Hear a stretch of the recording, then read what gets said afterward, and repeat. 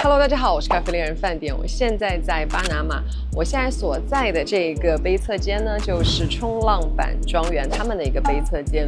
大家可以看到周边的环境是非常有意思，它用一些干草的元素搭建出来一个像是一个茅屋的感觉，然后用了很多冲浪板的元素。上面有2个庄园嘛，一个叫做 Wind Ridge， 然后一个叫做 Misty Mountain。我们今天只测到了4只豆子，但是整体的风味表现都非常的棒，甜感很高，然后酸质也是很明亮，风味的强度也很高。我们会测一测，然后呢，待会儿我们的孙雷化身手冲大师为我们呈现我们刚刚在杯测当中大家都很喜欢的一杯来自迷雾庄园的一支水洗瑰夏。You know, did a lot of changes this year. Plus, the vintage is different.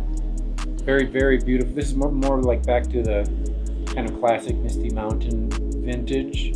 Last year was a very abundant vintage. Like we'd never had that much fruit before, and it was a very warm year. It was an El Nino year. Okay. I could feel it in the surf. It was warm. The ocean was warm. Okay. The farm was warm. Sweetness, but you know, it was just big volume. This year is back to more of a less volume, more concentration. The harvest started at the time when it should. We're back to that cool, cold diurnal change that is normal. You know, people were saying, oh, it's global warming, but it was actually a phase. We've gone back to that cold, more to the La Nina type of weather pattern. Very, very favorable for one of the highest, if not the highest, southernmost, right up against the Pacific. Misty Mountain was planted in virgin soil. So I started planting in 2013, and every year we plant higher up the farm. So this year we're going to start tasting new plots that have never been tasted before. Each year we plant a few thousand more. I call them geisha gardens. We don't just plant the whole farm, we look for pockets of where the geisha will love. Misty Mountain is higher than Windy Ridge. Misty Mountain is south facing right at the Pacific Ocean. Windy Ridge is west facing, so it's facing the volcano. Technically the same mountain, but extremely different microclimate. Windy Ridge is, I named it that because it's windy, it's more sun and wind. The cherries form thicker skin. Misty Mountain planted under virgin forest, under a level of shade that most producers would not, but we want to have that full forest. Misty Mountain, Windy Ridge, I actually had to rebuild the forest. Previous owner had a brilliant idea of cutting all the trees, so I actually learned how to rebuild the forest. I actually used ancient indigenous techniques to do that. I let the Windy Ridge reseed naturally with bird. Planting a tree, I let wild trees grow. So it's been like a 15-year project. That was rebuilding a forest, but the way we do it, we're not looking at volume. We only are looking at cup quality and balance. I wanted to do my own farm planted in virgin soil that I think is best, which is a full forest, harmonious, totally organic. Spacing is very far apart, 10 feet spacing between the trees.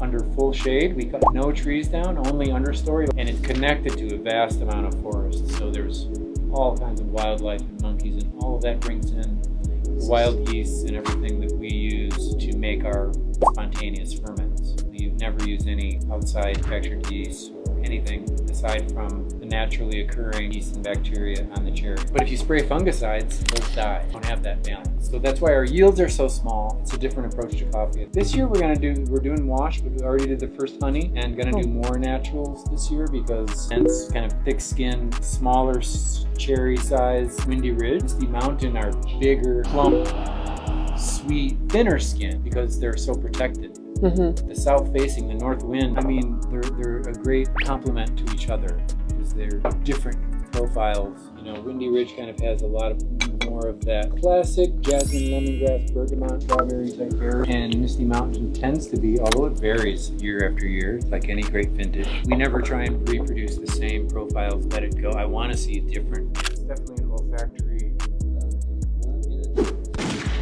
Wow. So sweet. Let me tell you a little bit about how the long process. I've been doing new experiments here in the lab for like 5 years. Then I got together with a great friend of mine, Alessandro Gimolsi, who's a Michelin-starred chef. He has his own gin line in the forests of the Dolomite Mountains. He put us in contact with the distillery that is a 400-year-old distillery, family distillery.